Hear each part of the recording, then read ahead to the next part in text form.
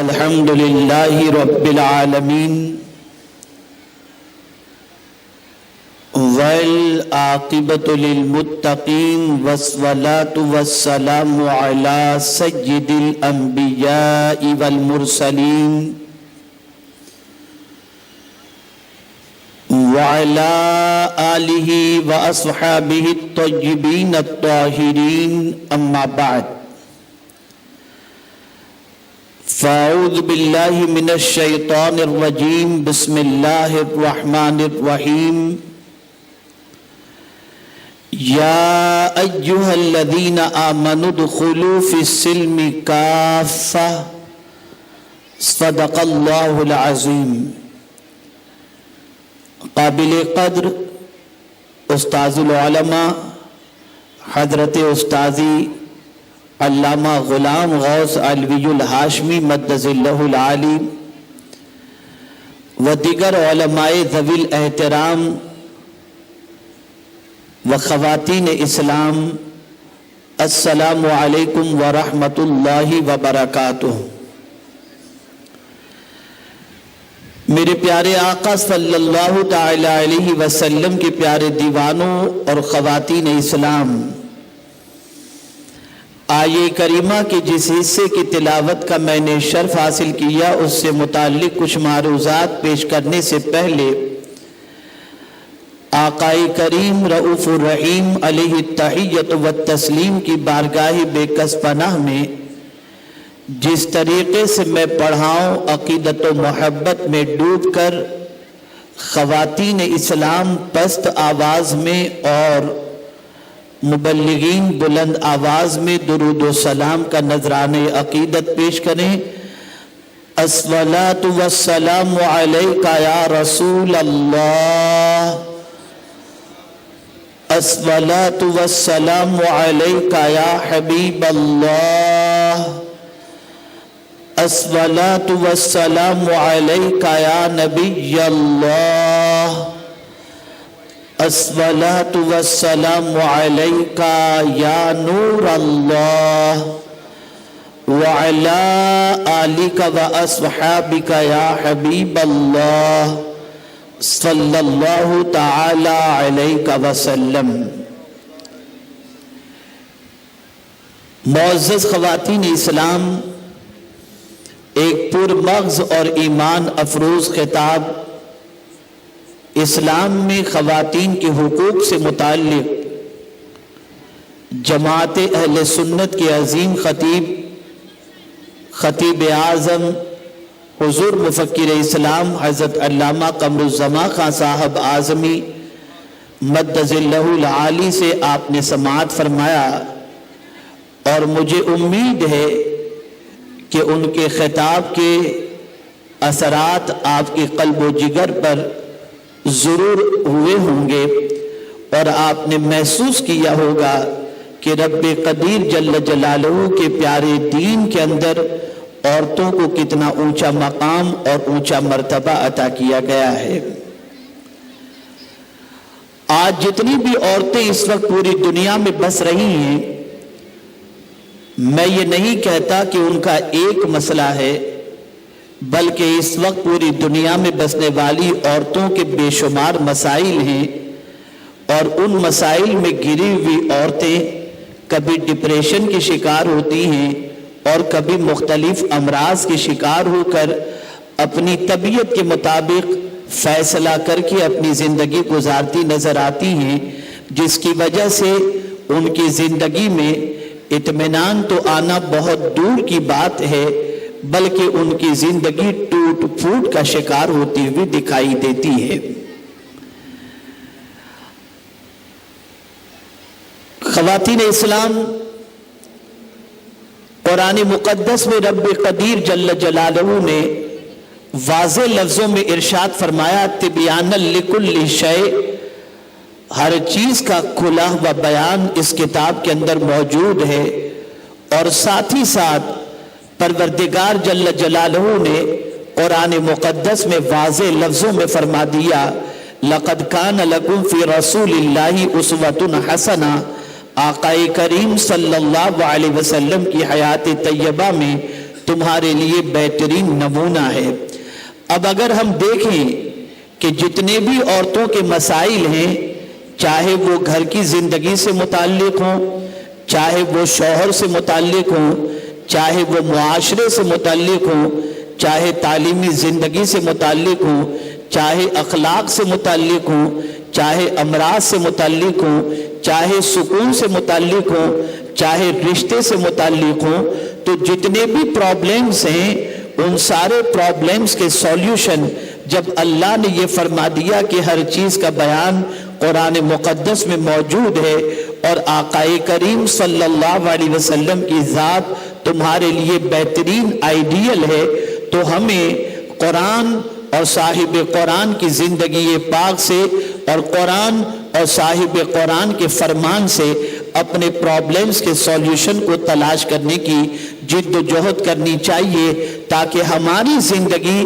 پرسکون بھی ہو، اطمینان بخش بھی ہو، پریشانیوں کا حل بھی ہو، اور زمین کے اوپر بھی ہماری زندگی اچھی طریقے سے گزر سکے، زمین کے اندر کی زندگی بھی اچھی طریقے سے گزر سکے، اور میدان محشر کی ذلت سے بھی اللہ رب العزت بچا لے۔ میں آپ کو بتاؤں، آج سب سے بڑا مسئلہ یہ ہے کہ خواتین اسلام نے اسلام کا مطالعہ نہیں کیا، قرآن مقدس کی تعلیمات سے ناآشنا ہیں، رسول گرامی وقار صلی اللہ علیہ وسلم کی سیرت طیبہ سے اور امہات المؤمنین صحابیات اور اللہ عز و جل کی برگزیدہ بندیوں کی زندگی کا مطالعہ انہوں نے نہیں کیا، اسی سبب سے آج امت مسلمہ اور خواتین اسلام پریشانیوں کی زندگی، پریشانیوں کے اندر اپنی زندگی کے لمحات گزارتی نظر آتی ہیں۔ وہ کون سا پرابلم ہے جو رسول اعظم صلی اللہ تعالی علیہ وسلم کے دور پاک کے اندر خواتین کو درپیش نہ تھے؟ آپ ذرا دیکھیں، تاریخ کے اوراق الٹ کر دیکھیں اور زندگی کے حوالے سے خواتین کی آپ مطالعہ کریں تو آپ کو پتہ چلے گا کہ میرے آقا صلی اللہ تعالی علیہ وسلم کے دور پاک کے اندر زیادتیوں کا ایک سلسلہ تھا۔ آقا کریم صلی اللہ علیہ وسلم کی بعثت مبارکہ سے پیشتر زمین پر سب سے کمزور ترین اگر کوئی مخلوق تصور کی جاتی اور ظلم و زیادتی کے شکار اگر کوئی مخلوق انسانوں کے اندر اگر کوئی صنف اگر سب سے زیادہ ظلم و زیادتی کے شکار تصور کی جاتی تو وہ خواتین تھی۔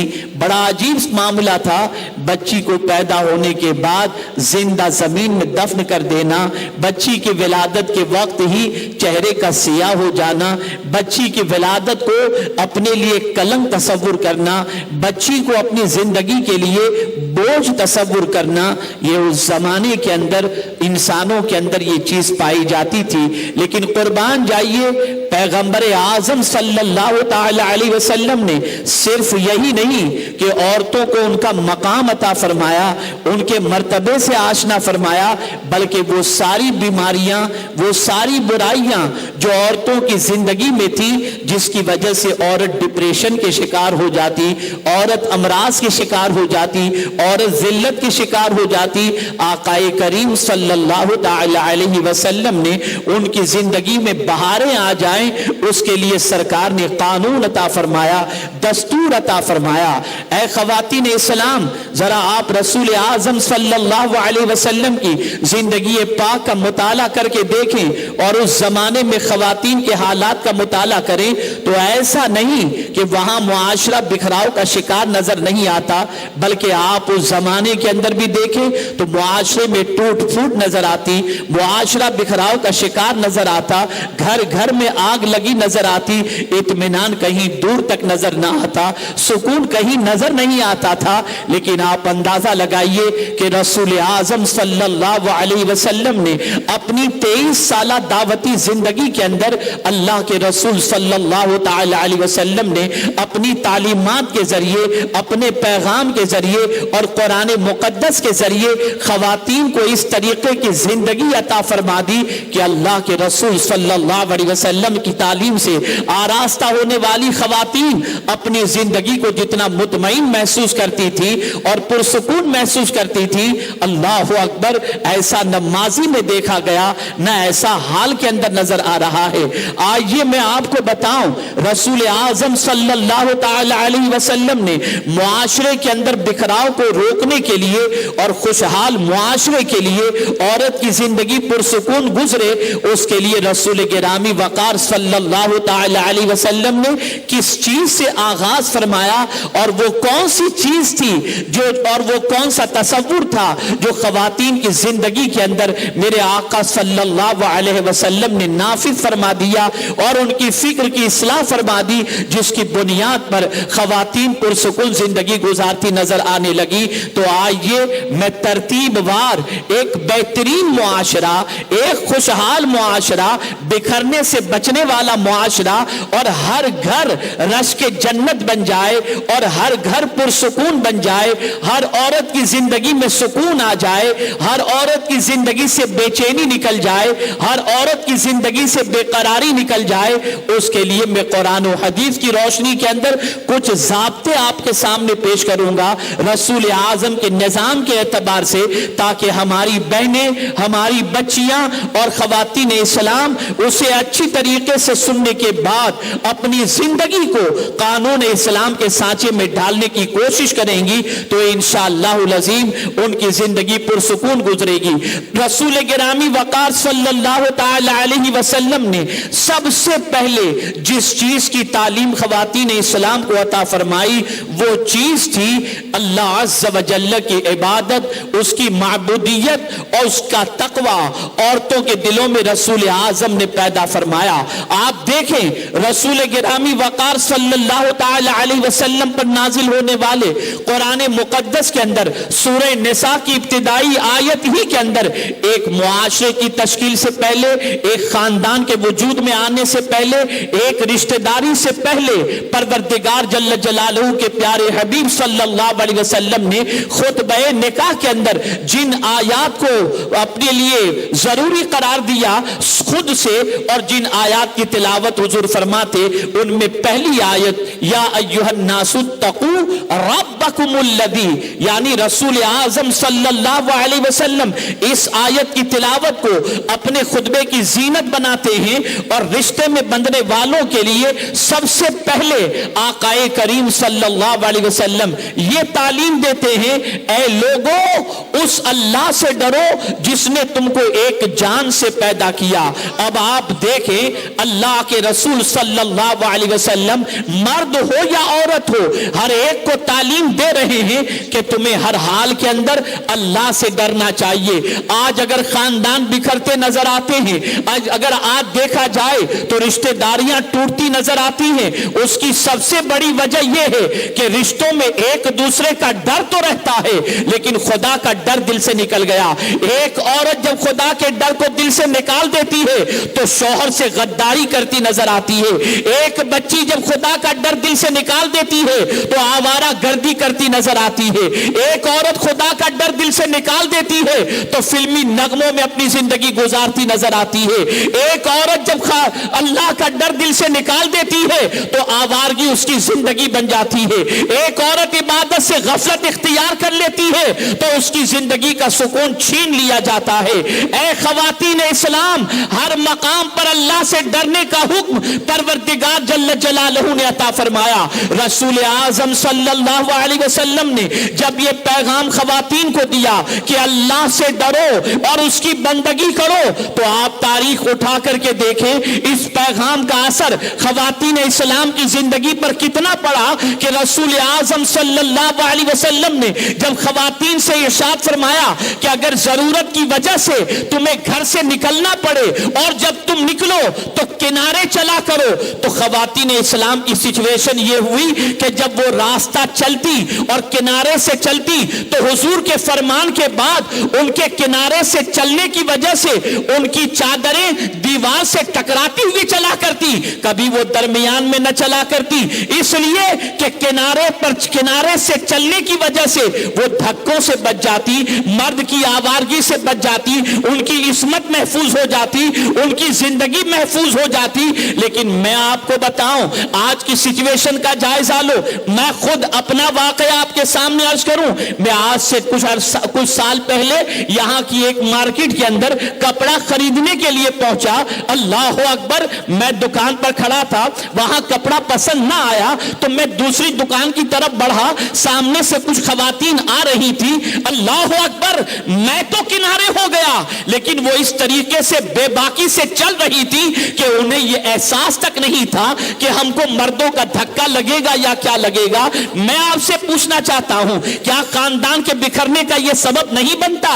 اگر آپ چل رہی ہیں اور کسی مرد کا دھکا آپ کو لگ رہا ہے اور آپ کا بھائی دیکھ رہا ہو, آپ کا شوہر دیکھ رہا ہو, آپ کا باپ دیکھ رہا ہو, تو بتاؤ اگر اس کے سینے میں غیرت ہوگی تو آپ کی یہ حرکت دیکھنے کے بعد اس کے دل میں آپ کی عظمت نہیں رہے گی, آپ کی محبت نہیں رہے گی, بلکہ نفرت پیدا ہو جائے گی, اور پھر اس کے بعد تو میں شروع ہو جائے گی, اور اس کے بعد بات جھگڑے تک پہنچے گی, اور اس کے بعد پھر خاندان بکھرتا نظر آئے گا.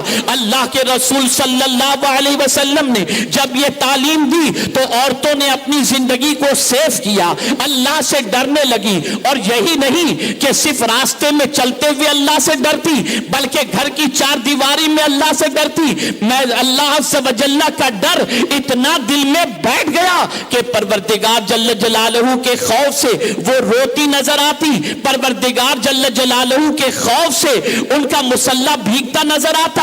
آپ ذرا دیکھیں, آج بھی عورتوں کی راتیں گزرتی ہیں اور عورتیں اپنی زندگی کے لمحات گزارتی ہیں, لیکن کتنی عورتیں ایسی ہیں جو سجدے میں رات گزارتی ہیں, عبادت میں رات گزارتی ہیں, اللہ کے ڈر سے آنسو بہاتی ہیں. بلکہ آج کی عورتوں کی سچویشن یہ ہے, سیریل دیکھتی ہے اور آنسو بہاتی ہیں, گانے سنتی ہیں اور آنسو بہاتی ہیں. لیکن آج یہ میں آپ کو بتاؤں, پروردگار جل جلالہ کی ایک بندی ایک رات اٹھتی ہے اور اٹھنے کے بعد معبود برحق کی بارگاہ کے اندر سجدہ ریز ہو کر اللہ کی بارگاہ میں دعا کرتی ہے, اے اللہ, اے میرے پالنہار حقیقی, تجھے اس محبت کا واسطہ جو تجھے مجھ سے ہے, مجھ پر کرم کی نظر فرما دے. اللہ اللہ, شوہر قریب میں سو رہا تھا, آنکھ کھل جاتی ہے, بیدار ہوتا ہے, اور بیدار ہونے کے بعد وہ اپنی بیوی سے کہتا ہے, اے میری بیوی, میں تو سمجھتا تھا کہ تیرا دماغ ٹھکانے پر ہے, لیکن آج ایسا لگ رہا ہے کہ شاید تم میڈ ہو چکی ہے, پاگل ہو چکی ہے. اے خاتون, اے میری بیوی, تو یہ کہہ رہی ہے کہ اللہ تجھ سے محبت کرتا ہے, تو اتنی بڑی کب سے ہو گئی؟ تو کیا وقت کی رابعہ بن چکی ہے؟ کیا تو وقت کی اتنی بڑی عابدہ ہو گئی کہ اللہ تجھ سے محبت کرے؟ اب بتا, اگر تجھ سے اللہ محبت کرتا ہے تو اس کی دلیل کیا ہے؟ اللہ اللہ, وہ عورت مسکراتی ہے, وہ عابدہ تھی, قرآن کی قاریہ تھی, صحابیات کی زندگی پڑھنے والی تھی, امہات المؤمنین کی حیات طیبہ پڑھنے والی تھی, قرآن کا ترجمہ پڑھنے والی تھی, رسول اعظم کی سیرت پڑھنے والی تھی. برجستہ اپنے شوہر سے کہتی ہے, اے میرے شوہر, میں یقین کے ساتھ کہتی ہوں کہ میرا مولا مجھ سے محبت کرتا ہے, میرا پالنہار حقیقی مجھ سے محبت کرتا ہے.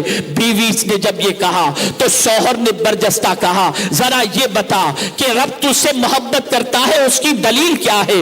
اب جواب سنیں, اللہ اکبر. وہ عورت جواب میں کہتی ہے, اے میرے سرتاج, اگر میرا مولا مجھ سے محبت نہ کرتا ہوتا تو مجھے بستر سے اٹھا کر اپنی یاد میں کیسے لگاتا؟ یہ اس کی محبت ہی ہے کہ نیند سے جگا کر اس نے مجھے اپنی یاد میں لگا دیا, اپنی یاد کی توفیق عطا فرما دی, اپنے ذکر کے اندر مجھے لگا دیا, اپنے قرب کی دولت سے مالا مال کر دیا. اے خواتین اسلام, ذرا غور کرو، ٹھنڈے دماغ سے اپنی راتوں کا جائزہ لو اور غور کرو۔ آج چیٹنگ کے اندر پوری رات گزر جاتی ہے، 3 بجے تک واٹس ایپ کے اندر وقت گزرتا نظر آتا ہے، سیریل دیکھنے میں وقت گزرتا نظر آتا ہے۔ میں پوچھنا چاہتا ہوں، اس سے نہ تمہاری روح کو سکون نصیب ہوگا اور نہ تمہاری زندگی میں قرار آئے گا۔ یاد رکھو، ظاہر میں بھی اللہ سے ڈرو اور باطن میں بھی اللہ سے ڈرو، تمہاری زندگی کو اللہ سکون سے مالا مال فرما دے گا۔ اللہ سے ڈرو۔ سرکار نے یہ ڈر اتنا بٹھا دیا تھا، یہ ڈر اتنا دل میں ڈال دیا تھا کہ کوئی عورت کبھی کسی کی طرف غلط نظر سے آنکھ اٹھاتی نظر نہیں آتی۔ ذوق بندگی پیدا ہو گیا تھا، ذوق نماز پیدا ہو گیا تھا۔ اللہ اکبر۔ پروردگار جل جلالہ کے پیارے حبیب صلی اللہ تعالی علیہ وسلم کی لخت جگر کو دیکھو، خاتون جنت کو دیکھو، سجدے میں پوری رات گزار دیتی ہیں، بندگی میں پوری رات گزار دیتی ہیں، اطاعت میں پوری رات گزار دیتی ہیں، تلاوت میں پوری زندگی گزار دیتی ہیں، روزے میں زندگی گزارتی ہیں۔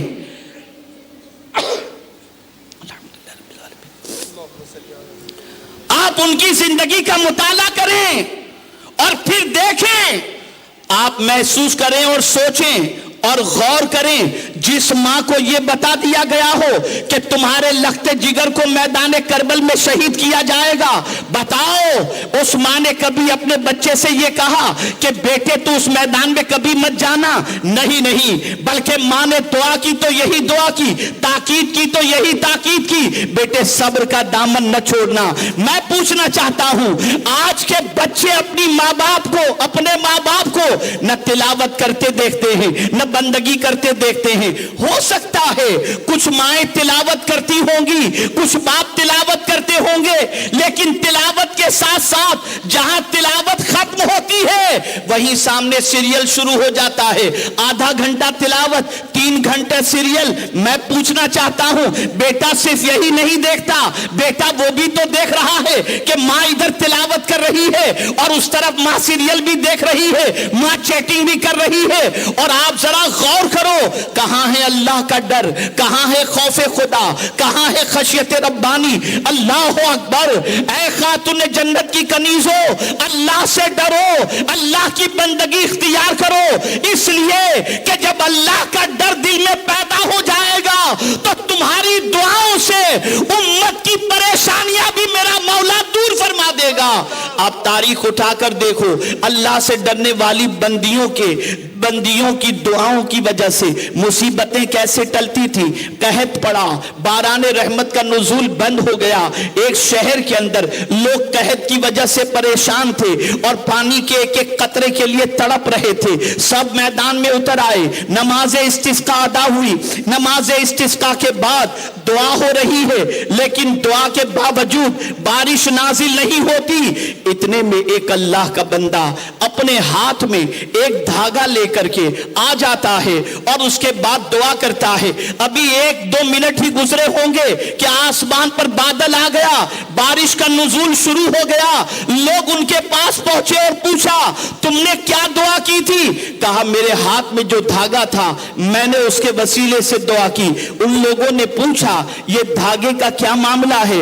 اس نے کہا، یہ میری ماں کے دوپٹے کا دھاگا ہے اور یہ میری ماں کے دوپٹے کے دھاگے کا وسیلہ میں نے اس لیے پیش کیا کہ میری ماں کے دوپٹے تک کو کسی غیر محرم نے نہیں دیکھا تھا۔ سبحان اللہ، سبحان اللہ۔ یہ اسی دھاگے کا کرشمہ ہے جس کی وجہ سے اللہ نے بارش نازل فرما دی۔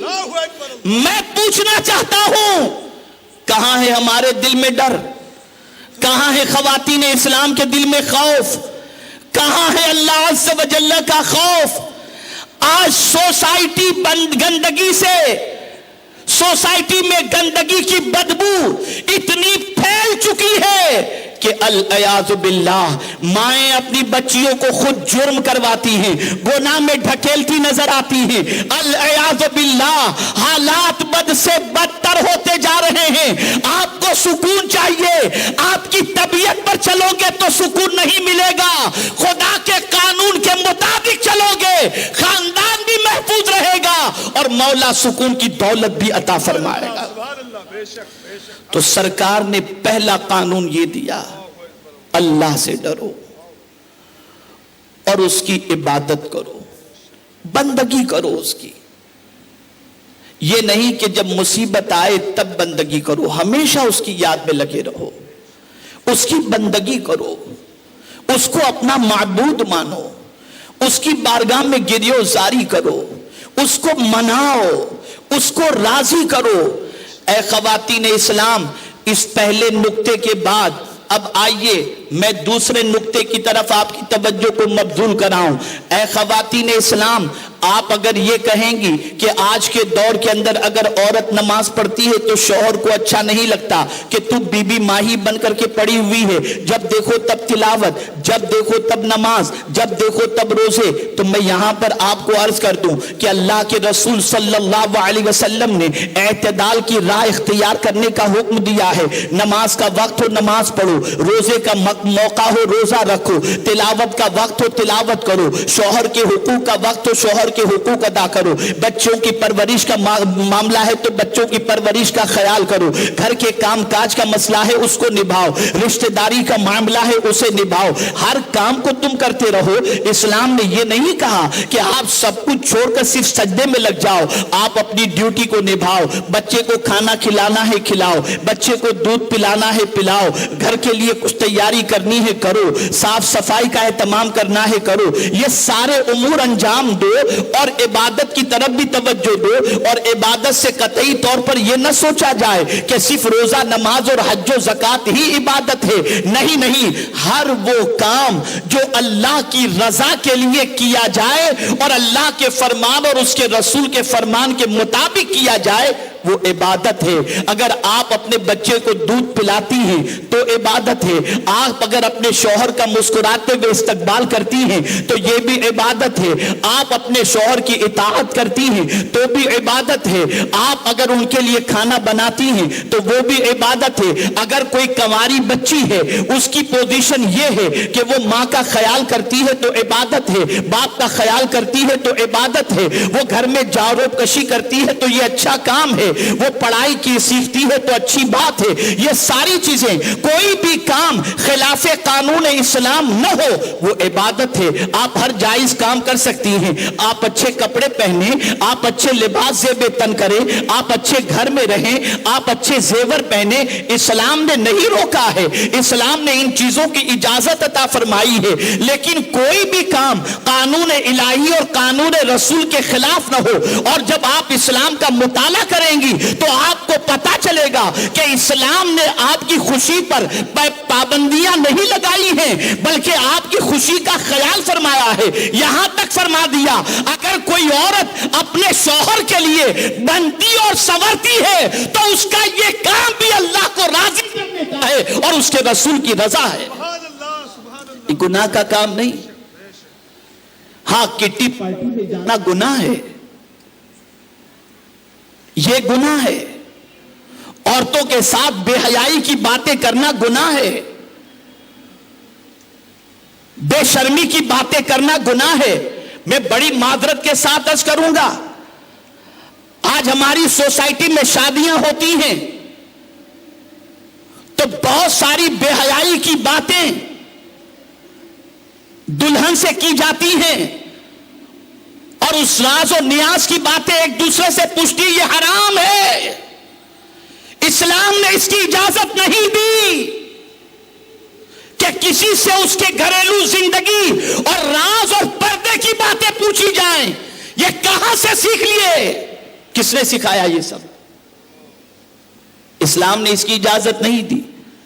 آپ پڑھو, کتابوں کا مطالعہ کرو, قرآن و حدیث کو پڑھو, تب آپ کو سمجھ میں آئے گا کہ اسلام کے اصول و ضابطے کیا ہیں. تو پہلی چیز جو پروردگار جل جلالہ کے پیارے حبیب صلی اللہ تعالی علیہ وسلم نے قرآن کی روشنی کے اندر خوشحال معاشرے کے لیے عطا فرمائی، وہ یہ ہے اللہ سے ڈرو اور اس کی عبادت کرو۔ سبحان اللہ، بے شک بے شک۔ دوسری چیز،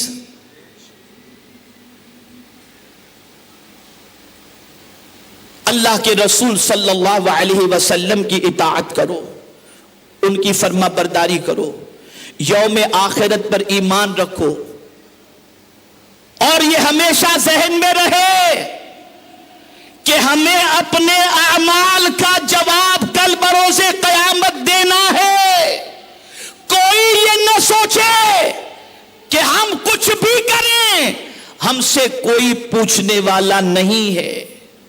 سرکار نے یوم آخرت کا تصور صحابیات کے دلوں میں اتنا بٹھا دیا تھا کہ اللہ اکبر، وہ ہر لمحے یہی سوچتی کہ کہیں کوئی کام ایسا نہ ہو جائے کہ پروردگار کی بارگاہ میں جب حاضر ہو تو شرمندگی ہو۔ اے خواتین اسلام، تاجدار کائنات صلی اللہ تعالی علیہ وسلم کی تعلیمات کا اثر یہ رہا کہ صحابیات چھوٹے چھوٹے معاملے میں بھی آقا کریم صلی اللہ علیہ وسلم سے پوچھا کرتی، اور سرکار صلی اللہ تعالی علیہ وسلم نے سیکھنے کا شوق، علم حاصل کرنے کا شوق صحابیات کے اندر اتنا پیدا کر دیا تھا کہ آپ کو بتاؤں گا تو حیرت ہوگی کہ بعض صحابیات کی جو کنیزیں تھی وہ خود بھی اتنی پڑھی لکھی تھی کہ واعظ کیا کرتی تھی اور تبلیغ کیا کرتی تھی۔ اور اگر آپ دیکھیں تو ام المؤمنین حضرت عائشہ صدیقہ رضی اللہ تعالی عنہا اتنی بڑی عالمہ تھی کہ وقت کے جلیل القدر صحابہ ام المؤمنین سے مسائل پوچھنے کے لیے آیا کرتے تھے۔ سبحان اللہ، آپ ذرا سوچو، غور کرو کہ علم کا شغف کتنا دل میں ڈال دیا گیا تھا، علم کا شوق کتنا دلوں کے اندر ڈال دیا گیا تھا۔ آج تو ہماری بچیوں کے پاس اور ہماری بیٹیوں کے پاس، بہنوں کے پاس قرآن سیکھنے کا شوق نہیں، باقی سب سیکھنے کا ٹائم ہے، سب سیکھنا ہے، دنیا کا ہر فن سیکھ لینا ہے، لیکن اگر کہا جائے قرآن سیکھنے کی کوشش کرو، ٹائم نہیں۔ دین سیکھنے کے لیے وقت نکالو، ٹائم نہیں۔ میں آپ کو چیلنج کے ساتھ کہہ سکتا ہوں کہ جس بچی کے اندر دینی علم ہوگا وہ جتنا اپنے گھر کو سنوار سکتی ہے، اتنا بغیر علم والی لڑکی اپنے گھر کو اچھی طرح سے نہیں سنوار سکتی۔ کل تک ہماری بچیاں یہ سوچتی تھی کہ فیشنیبل بن کر کے گھومیں گی تو رشتہ آئے گا، لیکن آج میں آپ کو بتاؤں، ہمارے پاس بہت سارے مرد آتے ہیں اور آ کر کے اپنے بچوں کے لیے لڑکی کے حوالے سے ذکر کرتے ہیں تو بڑے بڑے گھرانوں کے لوگ یہ کہتے ہیں حضرت کوئی دیندار لڑکی ہو تو بتانا۔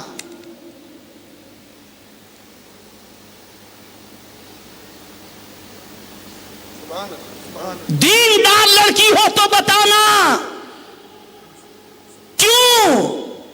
اس لیے کہ وہ جانتے ہیں کہ وہ 12-1 بجے تک میرے بچے کو لے کر بھٹکے گی نہیں، وہ گھر کی 4 دیواری میں رہتے ہوئے شوہر کا حق بھی ادا کرے گی اور اس کی نسلوں کو بھی دین کے سانچے میں ڈھالنے کی کوشش کرے گی۔ آج آپ دیکھیں اور غور کریں، سرکار صلی اللہ تعالی علیہ وسلم نے جو عزت و مقام و مرتبہ عورت کو عطا کیا تھا، عورت نے اس عزت و مقام و مرتبے کی حفاظت نہیں کی، خیال نہیں کیا، اور حضور نے پریکٹیکل کر کے بتایا۔ پریکٹیکل بیٹی سے حضور کو کتنی محبت کہ جب خاتون جنت سرکار کے پاس آتی تو میرے آقا صلی اللہ تعالی علیہ وسلم ان کے لیے کھڑے ہو جاتے. اور جس رسول کے دست کرم کا عالم یہ کہ ید اللہ فوق ایدیہم قرآن کہے اور اعلی حضرت یہ کہیں ہاتھ جس سمت اٹھا غنی کر دیا. آپ جانتے ہیں اس دست کرم کی سچویشن. سرکار خاتون جنت کے ہاتھ کو اپنے ہاتھ میں لیتے اور میرے مصطفیٰ خاتون جنت کے ہاتھوں کو چوما کرتے تھے. یہ سرکار نے محبت دی. تو پھر خاتون جنت نے بھی کیسا کر کے دکھایا. ایسی زندگی گزاری کہ رسول اعظم صلی اللہ تعالی علیہ وسلم نے سیدۃ النساء کا خطاب عطا فرما دیا. آج بچیوں کی سچویشن یہ ہے کہ بغاوت پر اتر آئی ہیں. ماں باپ کا خیال نہیں کرتی. اپنی طبیعت کے مطابق اپنی خواہش کے مطابق سلیکشن کر کے ماں باپ کو بھی سکون سے محروم کرتی ہیں اور خود اپنی زندگی بھی تباہ و برباد کرتی نظر آتی ہیں. یاد رکھیں یہ جذباتی لگاؤ, یہ جذباتی محبت یہ آپ کے مستقبل کو تابناک نہیں کر سکتے. یہ ساری وہ چیزیں ہیں جو آپ کی دنیا بھی برباد کر دیں گی اور آپ کی آخرت بھی برباد کر دیں گی. تو یاد رکھو, ڈرو اللہ سے, یوم آخرت کا خیال رکھو. اسی کے ساتھ خواتین اسلام اگر ان چیزوں کا خیال کرتے ہوئے کہ اللہ سے بھی ڈریں اور یہ خیال بھی دل میں پیدا ہو جائے کہ قیامت میں رب قدیر جل جلالہ کو حساب دینا ہے. آج باپ نہیں دیکھتا ہم جو چاہیں کر لیں, ماں نہیں دیکھتی ہم جو چاہیں کر لیں, واٹس ایپ پر جس سے چاہیں چیٹنگ کریں, جو چاہیں کریں, کوئی دیکھنے والا نہیں. لیکن قرآن کی یہ آیت اگر پیش نظر رہے گی تو ہماری کوئی بھی بچی غلط کاری کی طرف بڑھے گی نہیں. قرآن مقدس میں اللہ نے فرمایا ان اللہ لا یخفی علیہ شیء فی الارض ولا فی السماء. جو کچھ زمین میں ہے اور جو کچھ آسمان میں ہے کوئی چیز بھی اللہ سے چھپی ہوئی نہیں ہے. کوئی چیز بھی چھپی نہیں.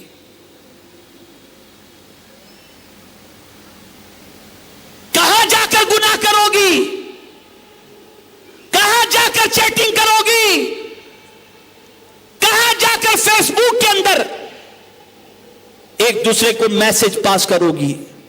انسان سے چھپ سکتی ہو, خدا سے نہیں. اور خدا کی پکڑ اتنی سخت ہے کہ دنیا کی کوئی طاقت خدا کی پکڑ سے بچا نہیں سکتی. اے خواتین اسلام, چوتھی چیز اسے بھی اپنے ذہن کے اندر محفوظ کر لو. اب یہ جو بات میں بتانے جا رہا ہوں یہ قرآن کی روشنی کے اندر بہت اہم ہے. بہت ساری ساس آج یہاں پر ہوں گی, بہت ساری بہو یہاں پر ہوں گی, بہت ساری بیٹیاں یہاں پر ہوں گی. ایک شادی شدہ گھرانے کو, ایک قبیلے کو, ایک خاندان کو, ایک معاشرے کو کنٹرول اور خوشحال بنانے کے لیے قرآن کے دو اصول کو اور آپ ہمیشہ کے لیے ذہن میں رکھو. یہ جو اب میں عرض کرنے جا رہا ہوں, قرآن کہتا ہے اعدلوا ولو کان ذا قربا, انصاف کرو اگر اس کی زد میں تمہارا کوئی قریبی رشتہ دار بھی کیوں نہ آ جائے.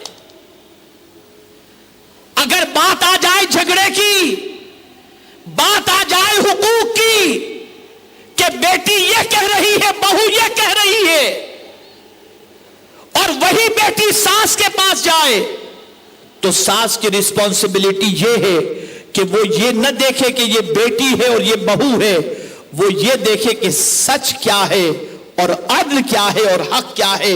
اگر اس وقت اس قانون کی زد کے اندر بیٹی بھی آ جائے تو اس کی پرواہ نہ کرے. میں یقین کے ساتھ کہہ سکتا ہوں کبھی گھر کے اندر پریشانیاں نہیں ہوں گی, مل جل کر کے زندگی گزرتی ہوئی نظر آئے گی. یہ قرآن کا فیصلہ ہے, یہ پروردگار جل جلالہ کا قانون ہے. آج ہمارے یہاں سسٹم یہ ہے کہ جہاں شادی کا وقت آیا, جہاں کسی کے گھر میں نکاح کا وقت آیا کہ بس ٹینشن ٹینشن ٹینشن. یا اللہ, اس کو کون منانے جائے گا, وہ روٹھا ہوا ہے, وہ پریشان ہے.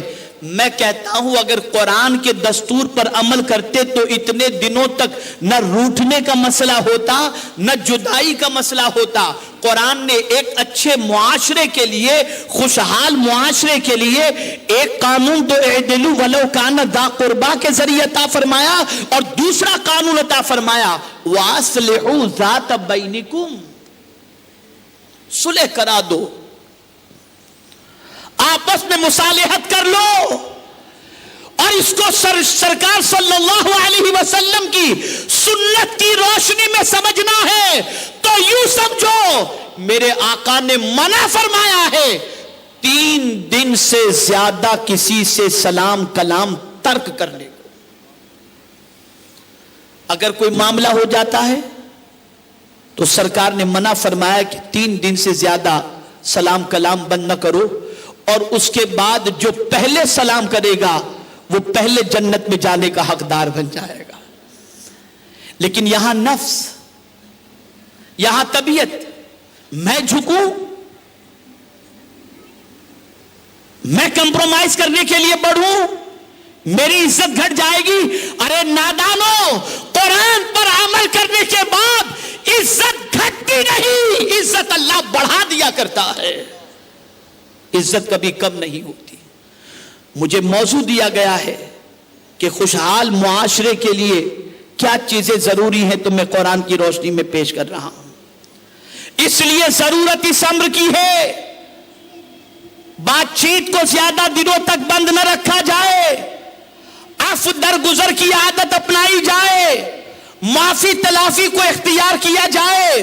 روپ کی وجہ سے, روپیے کی وجہ سے, منصب کی وجہ سے کوئی بڑا نہیں ہوتا. بڑا تو اللہ کے نزدیک وہ ہے جو سب سے زیادہ اللہ سے ڈرنے والا ہے, وہ سب سے بڑا ہے اور اس کی عزت سب سے بڑی ہے. ہاں البتہ یہ ضرور ہے کہ رشتہ داری کے اعتبار سے ماں کا مقام اس کی جگہ پر ہے, ساس کا مقام اس کی جگہ پر ہے, بڑی بہن کا مقام اس کی جگہ پر ہے, بڑوں کا مقام اس کی جگہ پر ہے. لیکن یہاں بھی حضور نے دستور عطا فرما دیا, سب سے پہلے بڑے ہی کو کہا گیا, اور بڑے ہی کا ذکر حضور نے فرمایا من لم یرحم صغیرنا, جو چھوٹوں پر شفقت نہیں کرتا. اور پھر کہا گیا ولم یوقر کبیرنا, اس لیے کہ چھوٹے تو بہرحال چھوٹے ہوتے ہیں, بڑے کی ذمہ داری ہے کہ بڑا چھوٹے پر شفقت کرے. اب چھوٹے کی ذمہ داری یہ بن جاتی ہے کہ وہ بڑے کا احترام کرے. اگر کوئی بڑا چھوٹے پر شفقت نہیں کرتا اور کوئی چھوٹا بڑے کا احترام نہیں کرتا تو حضور نے فرمایا فلیس منا, وہ میری سوسائٹی کا ممبر ہے ہی نہیں. آج بڑے اکڑ جاتے ہیں تو اسے کریکشن کرو. ہر گھر کی ذمہ دار, ہر گھر کی بڑی چھوٹے کے اوپر شفقت کرے. ہر ماں اپنے بچے پر شفقت کرے, ہر ساس اپنی بہو بیٹیوں پر شفقت کرے, اور ہر بچے, ہر بہو, ہر بچی اپنے بڑوں کا احترام کرے اور بڑوں کی تعظیم کرے. اگر یہ نہیں کوئی کرتا تو دنیا ہزار تمہیں کچھ کہہ دے, لیکن حضور اپنی سوسائٹی کا تمہیں ممبر نہیں بنا سکتے. اس لیے اس چیز کو خیال رکھیں. اور ایک نفسیاتی طور پر جو چیز بہت ضروری ہے اور رشتے کے بکھراؤ کا آج کے دور میں جو سبب ہے میں اس کی طرف آپ کی توجہ کو مبذول کراؤں. بڑی معذرت کے ساتھ خواتین اسلام اسے محفوظ کریں اور ہو سکے تو سمجھ کر اس پر عمل کرنے کی کوشش کریں کہ یہ آج کے بعد وہ نہیں کریں گی. آج سب سے بڑا مسئلہ یہ ہے کہ عورت کے پاس شوہر کے لیے ٹائم نہیں ہے.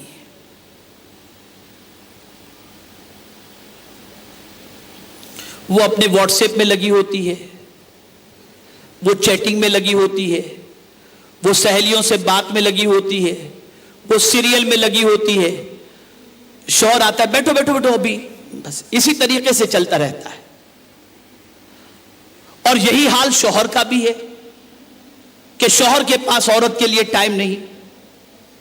یاد رکھیں, خوشحال معاشرے کے لیے ضروری ہے کہ میاں بیوی دونوں ایک دوسرے کو ٹائم دیں, ایک دوسرے کے پرابلمز کو سمجھیں, ایک دوسرے کی انڈرسٹینڈنگ کا خیال کریں اور ایک دوسرے بیٹھ کر بہت سارے امور پر گفتگو کریں.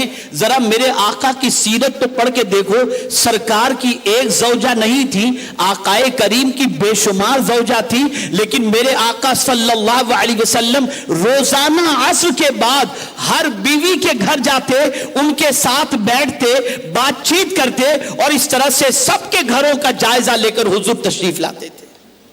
ٹائم دیتے تھے حضور, آقائے کریم وقت نکالتے تھے.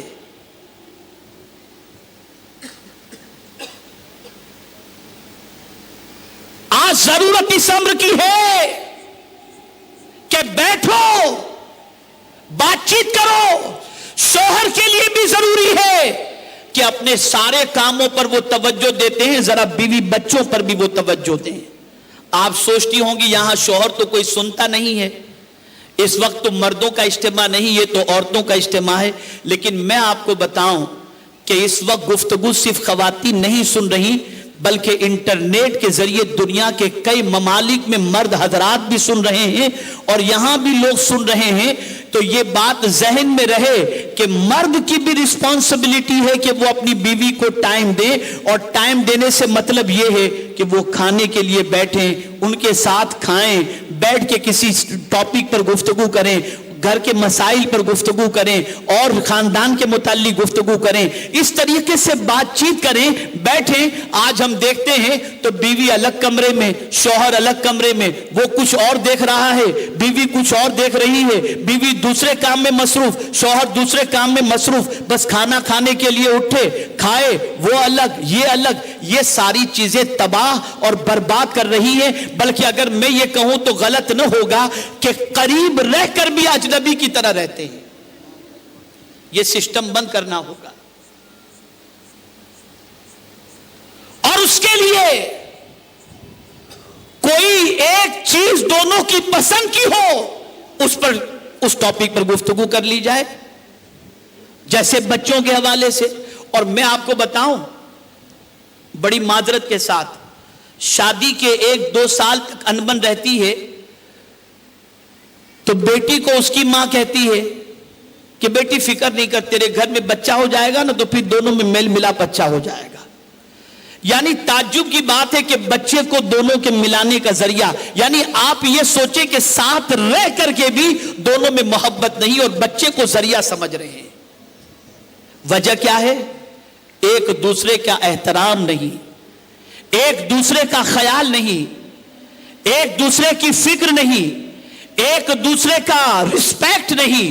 تو اے خواتین اسلام, آپ اپنے جائز رشتے کو نبھانے کی کوشش کرو, اور اس کا طریقہ یہ ہے کہ اپنے شوہر کو بھی ٹائم دو اور بچوں کو کام والیوں کے حوالے کرنے کی بجائے ان کو محبت دو, ان کے لیے بھی وقت نکالو, ان کی تعلیم و تربیت کا بھی خیال کرو.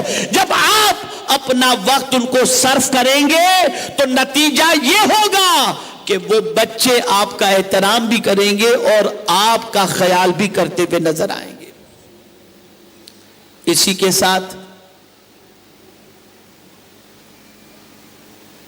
یہ بھی ضروری ہے خوشحال معاشرے کے لیے, جس کو ایک واقعے کے ذریعے میں اپنی گفتگو کو اینڈ تک لے جاتا ہوں. ہماری بہت ساری بچیاں اور بہت ساری مائیں رشتے کے سلسلے میں دینداری کی بجائے مالداری کو پرائیورٹی دیتے ہیں، پھر وہ کیسا بھی ہو چل جائے گا۔ تو اس چیز کا خیال رکھیں کہ پرائیورٹی دینداری کو دیں۔ حضرت شیخ کرمانی رحمت اللہ تعالی علیہ شاہی خاندان سے تعلق تھا، لیکن بزرگ بھی تھے، ولی کامل تھے، بیٹی نازوں میں پلی تھی، لیکن ساتھ ہی ساتھ دین کی تربیت اتنی عظیم انہوں نے کی کہ جس کی کوئی انتہا نہیں۔ بادشاہ وقت نے اپنے بیٹے کا رشتہ بھیجا حضرت شیخ کرمانی رحمت اللہ تعالی علیہ کے یہاں کہ حضرت آپ کی بیٹی سے میں اپنے بیٹے کا رشتہ طے کرنا چاہتا ہوں، آپ کا کیا خیال ہے؟ کہا میں کل سوچ کے بتاتا ہوں۔ دوسرے دن آپ نے فرمایا کہ نہیں، میری بیٹی آپ کے گھر میں صحیح طور پر نہیں رہ سکے گی، میں اپنی بیٹی کے لیے رشتہ منظور نہیں کرتا۔ اور اس کے بعد ان کو فکر لاحق ہوئی کہ میں اپنی بیٹی کے لیے رشتہ تلاش کروں، تو کہاں تلاش کرنے نکلے؟ مسجد میں، کہ ذرا دیکھو مسجد میں کوئی نوجوان نمازی نظر آ جائے، اچھا پرہیزگار۔ تو ڈھونڈتے ڈھونڈتے بڑی مشکل سے ایک بالکل غریب لڑکا، لیکن اس کی پیشانی سے نور نکل رہا تھا اور چہرے سے اس کی اللہ عز و جل کی عبادت کے نور کی کرنیں نمایاں طور پر نظر آ رہی تھی۔ انہوں نے اس بچے سے کہا، بیٹے تمہاری شادی ہو گئی ہے؟ اس نے کہا نہیں۔ کہا کیا تم میری بیٹی سے شادی کرو گے؟ اپنی بیٹی کے تذکرے کی بجائے انہوں نے کہا تم شادی کرو گے؟ کہا حضور میں غریب آدمی ہوں، مجھے کون لڑکی دے گا؟ کہا نہیں، ایک لڑکی ہے، بہت عبادت گزار ہے، پرہیزگار ہے، خوبصورت بھی ہے، کوئی عیب بھی نہیں اس کے اندر۔ تو اس نے کہا ٹھیک ہے حضرت اگر آپ فرماتے ہیں تو آپ نے فرمایا 3 درہم، یعنی وہ اتنا غریب تھا کہ کچھ خرید سکے ایسی پوزیشن بھی نہیں تھی، تو آپ نے 3 درہم اسے دیے اور اسے کچھ لانے کے لیے، خوشبو لانے کے لیے فرمایا، کچھ روٹی کے لیے آٹا لانے کے لیے فرمایا، اور کہا بس یہ 3 درہم سے تمہاری تیاری شروع کر دو۔ وہ گیا، عطر لے کر کے آیا، آٹا لے کر کے آیا اور سب کچھ تیار کیا، اور پھر اس کے بعد انہوں نے اپنی بیٹی کی شادی اس کے ساتھ کر دی۔ بیٹی گھر گئی، جیسے ہی پہنچی تو اس نے اپنے شوہر کے گھر میں ایک سراہی دیکھی اور سراہی پر 2 روٹیاں رکھی ہوئی تھی۔ تو اپنے شوہر سے کہتی ہے یہ سراہی پر 2 روٹیاں کیوں ہیں؟ میں آج جو حالات بنے ہیں نا، میں ان حالات کی روشنی میں آپ کو یہ واقعہ سنا رہا ہوں، اور ان حالات کی سچویشن کے اندر، ان حالات میں آپ اس واقعے کو اگر ذہن میں رکھیں گے تو انشاءاللہ ایمان پختہ ہوگا۔ تو بچی نے پوچھا، بیوی نے پوچھا کہ میرے سرتاج یہ 2 روٹیاں؟ کہا ایسا ہے کہ کل تو میں کسی کام کے لیے نہیں جا سکوں گا چونکہ آج ہی شادی ہوئی ہے، تو 1 روٹی آج ہم کھا لیں گے اور 1 روٹی میں نے کل کے لیے رکھ چھوڑی ہے۔ وہ کہتے ہیں مجھے اجازت دیجئے، میں آپ کے ساتھ نہیں رہ سکتی، میں جا رہی ہوں میرے والد کے یہاں۔ تو شوہر نے کہا مجھے ڈر تو تھا کہ آپ میرے ساتھ زندگی شاید نہ گزار سکیں، اور ویسا ہی ہوا، شاید میری غریبی کی وجہ سے۔ تو لڑکی نے کہا نہیں، غریبی وجہ نہیں ہے، وجہ یہ ہے کہ آپ کا توکل کمزور ہے۔ آپ نے کل کے لیے 1 روٹی رکھی ہے، آپ یہ سمجھتے ہو کہ کل کیا پروردگار آپ کا کوئی انتظام نہیں فرما دے گا؟ बस इतना सुनना था कि वो उन्होंने वो रोटी खैरात कर दी। लेकिन मैं आपको ये बताता हूं कि ये जज्बा उस लड़की के दिल में कैसे आया। ये जज्बा महज इस बुनियाद पर आया कि वो कुरान की कारिया थी, अल्लाह से ताल्लुक मजबूत था, अल्लाह के रसूल की मोहब्बत दिल के अंदर इतनी मौजूद थी। इस वजह से उस लड़की के दिल के अंदर यह तवक्कुल पैदा हुआ था। आज ये तवक्कुल नहीं है। मैं ये नहीं कहता कि आप कल के लिए न रखो, खुद हुजूर सल्लल्लाहु अलैहि वसल्लम ने मना नहीं फरमाया। लेकिन जब कोई बहुत ऊंचे मकाम पर पहुंच जाता है तो उसकी पोजीशन ये होती है कि वो सब खैरात करके अल्लाह पर इतना यकीन रखता है कि वो चाहेगा तो पत्थर को सोना बना देगा। ये तवक्कुल उनका होता है, ये कुरान पढ़ने वालियों का होता है, हदीस मुस्तफ़ा सल्लल्लाहु अलैहि वसल्लम पढ़ने वालियों का होता है। तो ऐ ख़वातीन इस्लाम, अगर खुशहाल मुआशरा बनाना चाहती हैं तो ये चीज़ें ज़रूरी हैं। और सबसे ज़्यादा ख़तरनाक मुआशरे को बर्बाद करने वाली जो चीज़ें हैं वो दो हैं, एक ज़बान, दूसरा दिमाग। सोच, बस दो लड़कियां बात कर रही हैं, बदगुमानी, ये मेरे बारे में ही बात कर रही होंगी, फोन से बात कर रही है, कोई पहुंच गया बंद कर दी, पता नहीं किसके बारे, किससे हमारे बारे में क्या बात। ये बदगुमानी, मिसअंडरस्टैंडिंग, ये नेगेटिव थिंकिंग जो है ये घरों की तबाही और बर्बादी का सबब है। इसलिए मैं अर्ज करता हूं कि कुरान ने कहा इन्न बअदज़्ज़न्न इस्मुन, बेशक बाज गुमान गुनाह है। और हुजूर ने फरमाया हर मोमिन के लिए बेहतरीन गुमान करो। आप जितना गलत गुमान करेंगी गुनाह में भी गिरफ्तार होंगी और बदगुमानी की वजह से रिश्ता भी कमजोर पड़ जाएगा। इसलिए बदगुमानी से बचो। और जबान रफ एंड टफ, बहू सास के सामने रफ एंड टफ, बेटी मां के सामने रफ एंड टफ, और उसको वो ये समझते हैं किसी के सामने भी इस तरह से, मैं तो सच बात है किसी को भी कुछ भी बोल दूं, किसी को बुरा लगे या अच्छा। कुरान इसकी तालीम नहीं देता। कुरान कहता है वक़ूलू लिन्नासि हुस्ना, लोगों से अच्छी बात कहो, अच्छी तरीके से बात कहो। ये अंदाज अल्लाह को भी पसंद नहीं। इसीलिए बाज जुमले हुजूर फरमाते हैं इंसान लाशऊरी तौर पर अपनी ज़बान से निकाल देता है और वही जुमले उसे जन्नत का हकदार बना देते हैं, और बाज जुमले इंसान अपनी ज़बान से लाशऊरी तौर पर निकाल देता है, वही उसके लिए जहन्नम में जाने का सबब बन जाते हैं। इसलिए पहले तोलो फिर बोलो, फिर बोलो। तो मेरी गुजारिश है कि खुशहाल मुआशरे के लिए जहां अल्लाह से डरना जरूरी है, अल्लाह की इबादत जरूरी है, एजुकेशन जरूरी है, कैरेक्टर जरूरी है, और साथ ही साथ बदगुमानी से बचना जरूरी है, अच्छी बात कहना जरूरी है, अल्लाह पर तवक्कुल जरूरी है, और साथ ही साथ बड़ों का रिस्पेक्ट और छोटों पर शफकत जरूरी है। अगर ये सारी चीजों को अपना लिया जाए तो घर के सारे बिखराव का सिस्टम खत्म हो जाएगा और इंशाअल्लाह अज़ीम घर रश के जन्नत बन जाएगा। मुझे उम्मीद है कि कुरान मुक़द्दस की रोशनी के अंदर जो बातें मैंने आप तक पहुंचाने की कोशिश की है उस पर आप जरूर अमल करने की कोशिश करेंगी। अल्लाह रब्बुल इज्जत जल्ल जलालहू आकाए करीम रऊफ़ुर रहीम अलैहि तहियत व तस्लीम के सदक़े तोफ़ैल कुरान व हदीस पर हम सबको अमल की तौफीक नसीब फरमाए।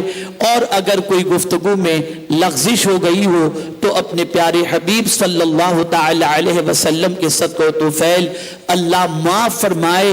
और हमारी जितनी भी आज यहाँ पर ख़वातीन इस्लाम जमा है, परवरदिगार सबको सबको सबको खातून जन्नत की चादर के अंदर जगह नसीब फरमाए। वमा अलैना इल्ला अल बलागुल मुबीन। अस्सलामु अलैकुम। मैं उन बच्चियों को हदिया तबरीक पेश करता हूँ जिन्होंने आलिमात का कोर्स मुकम्मल किया और मुबल्लिगात का कोर्स मुकम्मल किया, और उनकी मुअल्लिमात को भी मैं हदिया तबरीक पेश करता हूँ जिन्होंने उन बच्चियों को तालीम के ज़ेवर से आरास्ता किया।